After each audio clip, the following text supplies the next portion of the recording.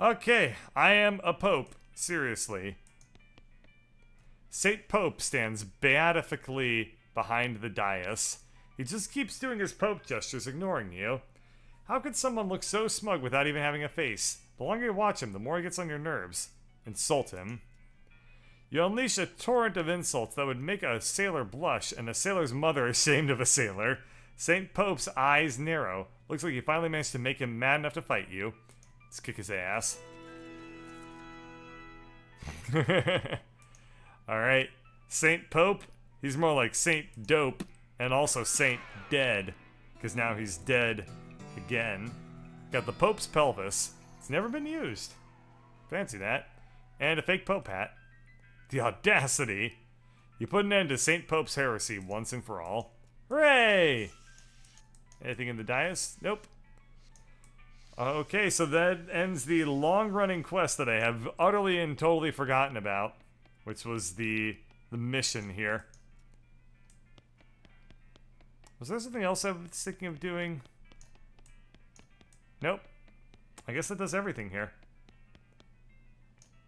Right, the other thing I was thinking of was the very, very old quest where I had to put the... oh, let's read these. It's way less interesting. Never mind. I guess I'm not going to be reading them. You pop the Pope pelvis back in the Pope pelvis plinth. St. Mary is pleased as punch. It's an empty relic case with a spot for a finger bone. Return the finger bone of St. Beefus. You return the weirdly huge finger bone to its reliquary. St. Mary looks delighted. There's a pile of bones in a corner. Nope, those are purely decorative bones. You've helped recover all the relics. Oh, praise be. Thank you. I'm glad to have helped, sister.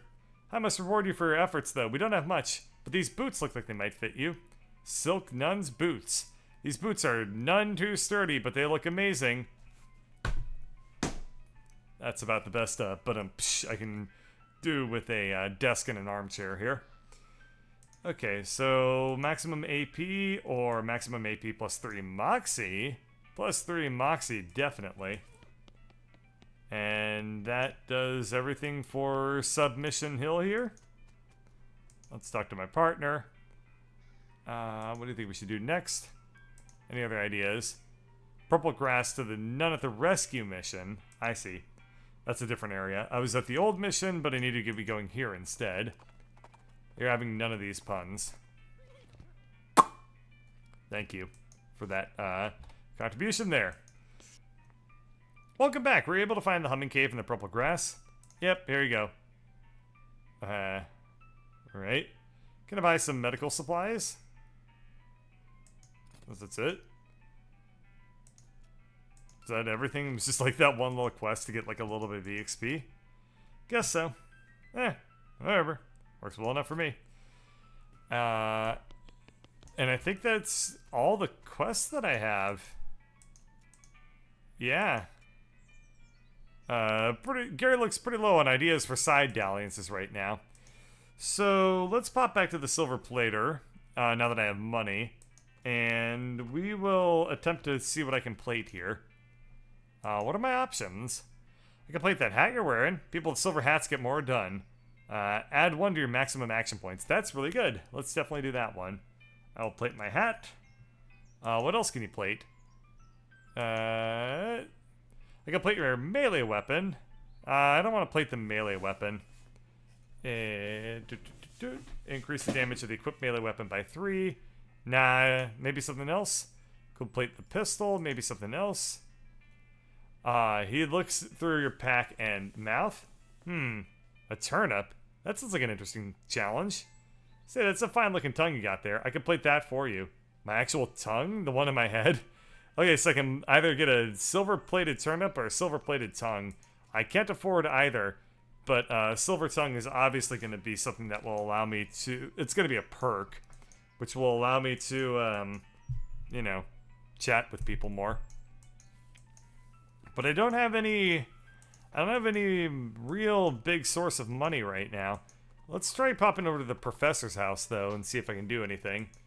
I will also do a quick trade with Wander and Sally as well, because I want to buy this. The bag of shroom grow is great. I believe I already have a pickaxe. I do. I have multiple. I don't really need a lock. Do I? I have better things there. Dynamite. I guess I'll buy a blank postcard as well, so I can write back to my family. And I guess I will not buy up the dynamite for right now because I need to save up my meat. So let's pop back down to the professor's house again. Silver tongue. You'd totally do it if it was a valid thing. I mean, we're definitely gonna get it and see what happens there. I assume it'll give me new dialogue options. Listen, those nice boots of yours are getting covered with fine dust from all this hard riding. Fortunately, I'm running a horseback shoe shine. Horseback shoe shine, that's fun to say, but I don't make a lick of sense. Sure it does. You don't need your boots on when you're riding, so it's the perfect opportunity. Just do meat and I'll shine them up real nice for you. She reaches down and pulls off her boots and hands them to you. Whereupon, you haul on your reins, wheeling your horse around and galloping away in the opposite direction. By the time the bandit realizes what has happened, it's far too late for her to catch up to you. I got hightailing boots. They're not as good as my current boots, so into the bottomless sack of the inventory it goes. The beeping machine leads you to a ramshackle house in the middle of the desert. I guess I never got the harvesting or foraging skill, so let's talk to this very, very smart looking dude. Excuse me, my name's Captain Marshall Blacktooth. What? Oh, I didn't notice you come in. I'm not used to visitors, but folks generally call me the Professor. Is there something I can do for you? Well, I found this beeping gizmo, and I sort of followed the bleeping, and it led me here. Well, I'll be. It certainly led you to the right place, young lady. This is El Vibrato technology. I just get it. It's like El Dorado, but El Vibrato. And I happen to be as much an expert as anyone alive today. What now? El Vibrato. They were an ancient race that lived here long before humans. Oh my god. This is the concept they're going to run with. It's dwarven elf technology, and a pun on El Dorado. Okay then. Well, they mostly lived underground, so they might still be living as far as I know. Never seen a peep of an actual person though, just the machines they left behind. Were they space aliens? Could be aliens or genius pre-humans or an entirely different terrestrial evolutionary line. At this stage of investigation, it's impossible to say. Isn't it exciting? Here, let me have a closer look at your bleeping gizmo. Give him the device. Aha! As I suspected, this is one of their transponders. It detects other El Vibrato technology and homes in, you see. What? And homes in, you see. That'll be why it led you here. I've got a thing I've been trying to repair. Take us around with the transponder for a bit and then plugs a strange stone marble into it. There you go, good as new. Just swipe up or down to turn it on or off. You got an item, El Vibrato transponder. Oh. I got one of these. Hey, thanks for the quick payoff on this game. Nice. Swipe. Now I gotta warn you, this device will lead you to abandon El Vibrato technology, but it might also attract unwanted attention. From what? From the El Vibrato technology. You'll see what I mean, just be careful. Okay. You know, now that I think about it, you've arrived at the perfect time. In order to get anywhere further with my research, I need more samples of El Vibrato tech. But searching for it eats up all the time I could be using to research it. Haha, I get you. Right, you're the adventuresome type, so bring me back whatever devices you find, and if I can get them up and running, that'll benefit the both of us. Alright, deal. Great, first priority will be get my Keystone Fabricator running. They lock their doors and things with these little stone alley blocks, see? So if we can make our own, that'll open a lot of doors for us. Literally and figuratively. Alright, what do we need? The components aren't rare, at least as far as priceless ancient technology goes. Bring me, about 5 handfuls of scrap. I should be able to salvage the last parts I need from that. Roger that. So I did pick up a El Vibrato thing earlier. Or maybe this was the thing that told me where the professor's thing was. I don't know. I'm gonna give the shroom grow to Gary real quick to level him up, and I don't think I have anything else. Oh, what if I... Huh. What happens if I redeem this thing? You find the nearest authorized dynamite retailer and trade the coupon for the explosives you crave. You got an item, a year's supply of dynamite. Open it. You should let the railroad guys open it. Good point. Oh, was this a quest item? Huh. Apparently I've had a quest item this entire time. The professor says that this device calls out to other El Vibrato machinery. Spooky action at a distance. You don't trust it.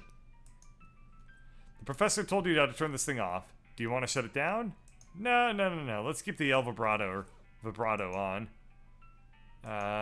Nope. We don't need... Oh, interesting. Do you know anything about Laylines? I don't know much about the mystical mumbo-jumbo. It's very unscientific. But it does come up in my research from time to time, so I can give you a basic overview. He draws some curved, intersecting lines on a piece of paper and explains how they relate to local geography and so-called mystical forces. Most of it goes over your head, but you think you got the basics. Ley line diagram. This is an illustration of the basic principles of ley geography. It's simple enough to be understood by a layman. Funny. What is this thing? Professor's Keystone Fabricator. He's waiting on some parts to finish it. Hint, hint. 10 instances of the exact same shirt and 20 identical socks. Doesn't look like this guy sleeps very much. Books, blah, blah, blah. Blah, blah, blah. I should check myself in the mirror. Extremely powerful magnifying mirror. Basically an inside-out microscope. Nice. And let's flush the turlet. Take that, turlet. Does he not ever poop? Because that turlet is covered in cracks and what appears to be poop fleckles. Worst kind of thing to get fleckled. Okay, what should I do? Should I do a wander? If I do a wander, will that trigger the... will that trigger any sort of El Vibrato things? Let's see. I do another wander. You encounter a bandit. It doesn't look very bandit-like due to the lab coat and side rule hostler. Fortunately, he's also wearing the standard black bandit hat. Otherwise, you might have not been able to tell. Alright, Buster, this is a stick-up. Hand over the meat. You don't seem to have a gun. How about I just punch you out and leave instead? I'd like to see you try, because I've invented an anti-punching ring, and that would help me test it. Connor out of some meat. Alright, let's just get the meat and end that encounter thusly. Huh. Yeah, I guess the last thing they can really do is check out the railroad camp. So, guess we'll check out the railroad camp. Oh, never mind. We have more distractions from the main storyline. Excellent. Let's go to the destroyed campsite instead. It's probably full of cows. Taken a lot of abuse recently. I got the knapsack seems most of the contents are trash from being stomped on. You find a dented can of potted meat though. You also notice that the knapsack has a knife sheath strapped to the side, but you don't see the knife anywhere. Nothing says quality like a meat in a can, or rather, nothing claims quality like the label on a can of meat. Increases, blah blah, don't need anything like that. My stomach stat is also currently full, because I used it to get through the dartboard thing, so I'm not going to be able to actually eat any more stuff for today. So, interesting point. I really like how they've handled the stomach system and stuff like that in this game. We'll compare that to the actual Kingdom of Loathing roots. Well, I'll just do it right now. I won't let myself get too interrupted here. So the way Kingdom of Loathing worked was you had a limited number of actions you can do in a single day, and it was by default about 60 actions if I remember. And if you ate food, it recovered the amount of actions you could do on a day. And when I say a day, I mean like literally an actual day. As soon as you did those 30 things, whatever they were, you were done for the day. You couldn't do anything else. It looks like here, they got rid of the adventure system, thankfully, and now it's just like stat-ups with food instead. So, big fan of how they've done things this time. So we'll see what this is. This used to be a person? This human is popped. Gary did not know a human is to popping. Or, no, we don't. Not in the sense that you mean, anyway. That's meat. It's very large, all of it. A human contains all of this? Well, yeah. I could not be bear to carrying all of that. It's so squishy. These are cow tracks leading away from the mangled corpse. Probably wouldn't be hard to follow them. Follow them. Okay. So some people just came to my apartment, so I will have to entertain guests. But thank you all for watching for the night. I am going to head out now. Take care.